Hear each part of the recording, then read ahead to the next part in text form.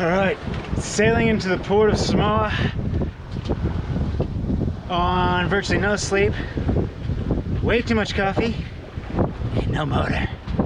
It's going to be fun.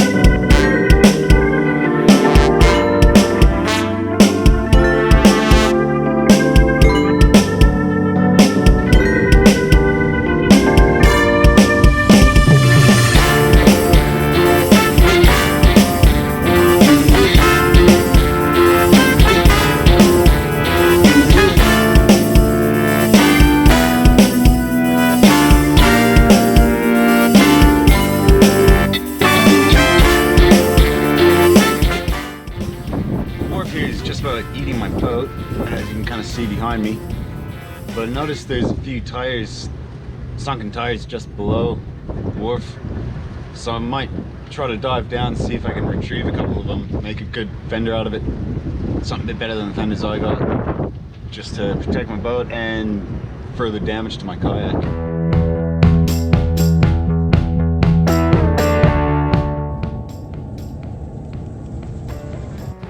So, because my starter motor was busted, not working properly, been talking around in Samoa here, found some people and found someone who managed to get new components and fix up my starter motor.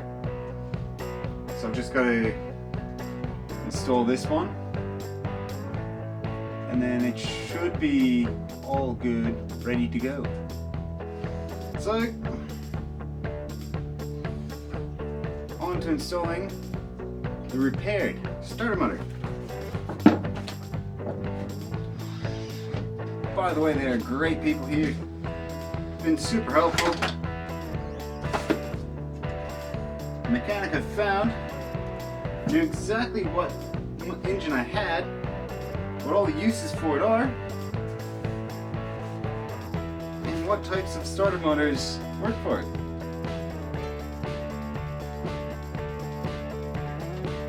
Had in stock spare parts to repair it. How good is that?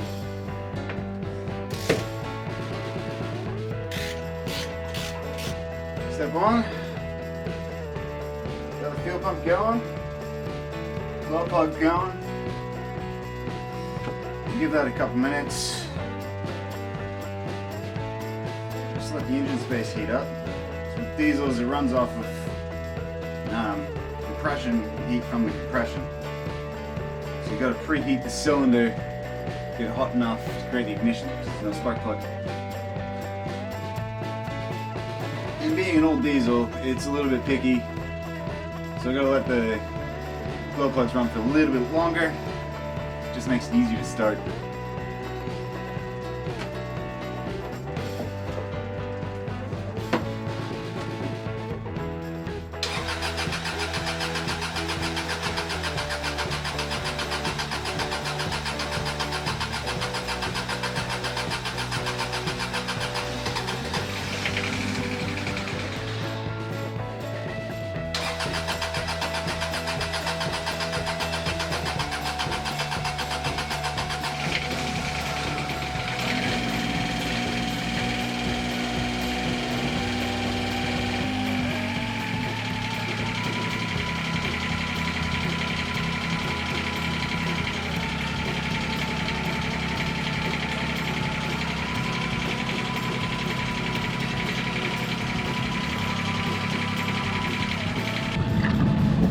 up to customs docks for clearance.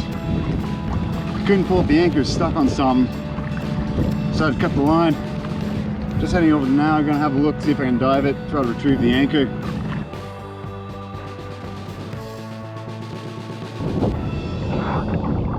Okay, obvious answer, no, I can't dive that deep. It's deep here.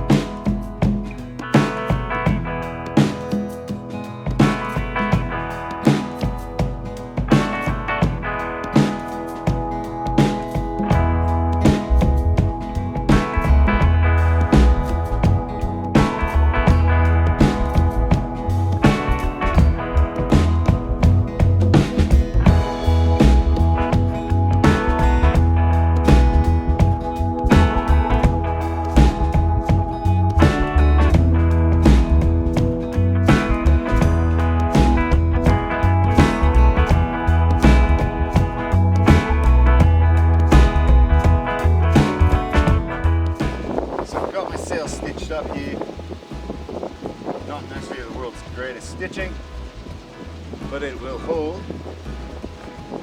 fairly strong. And another sailor here, he gave me some sail tear tape. So what I'm going to do is I'm going to put the tape over top of the stitches, both sides, and stitch that again just to reinforce it. This will make the whole thing a lot stronger.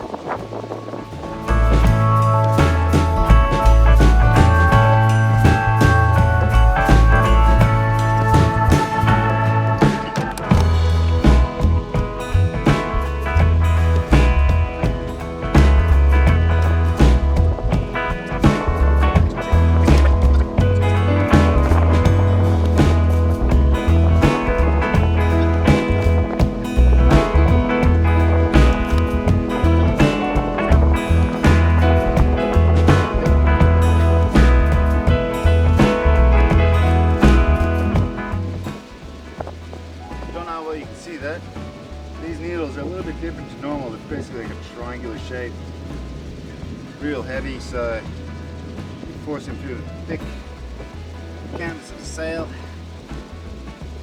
Works.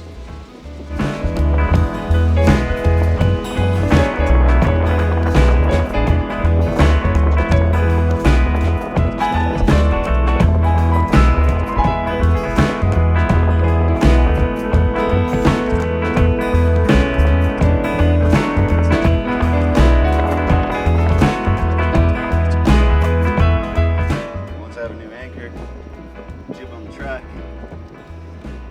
I would be ready to go back underway.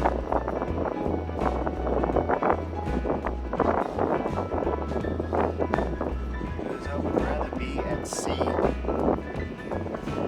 That is where I like to be.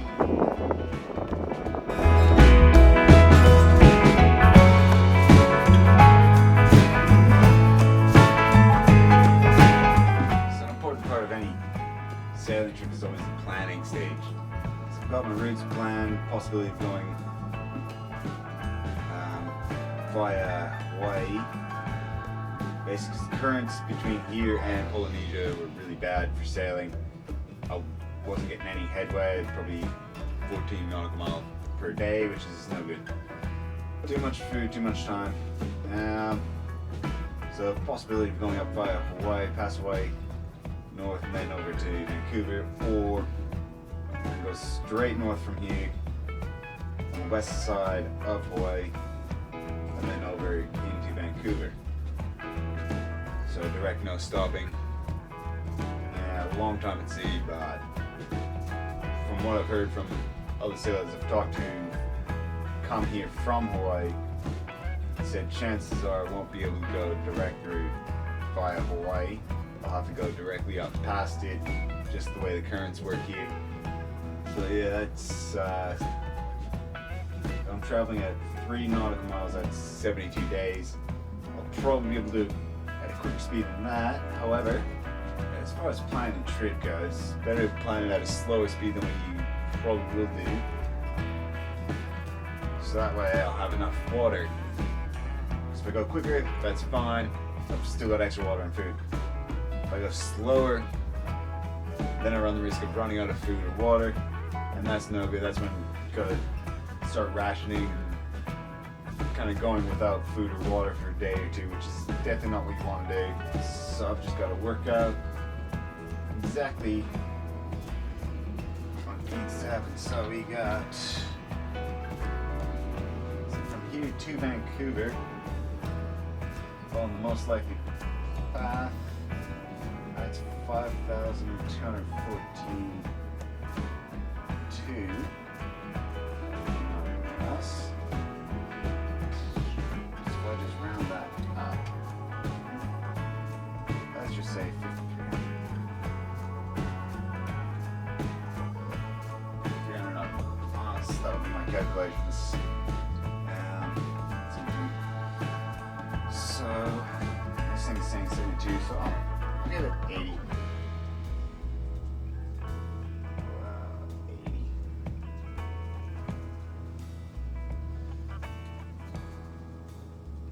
Because again, better to say it's going to take longer than what it will take. That way, you don't run into problems at all. I do not want to run out of food or water. That would not be pleasant in any way, shape, or form. So I've just done up a spreadsheet with all the calculations done on it. So all I have to do is type in how many days I'll be at sea, estimated, and it'll work out roughly how much I need. So it worked okay. Have say 1 can of meat per day, 1 soup tin. That could be like canned chili or something like that. Might maybe about 1 of those per day. And it'll tell me how many I need for each thing, and then I've also worked out, okay, bulk items like say sugar, flour, rice, how long, say per kilogram that'll last me, and then how much I actually need to buy. Because I already have some of that stuff stored in the boat, so I can, okay, I've got so much of this, I need so much more. And you just go with the canned vegetables, canned meats. And you can just mix it and make a bit of sauce, throw it in with your rice. It's not the best, but refrigerated foods don't always last.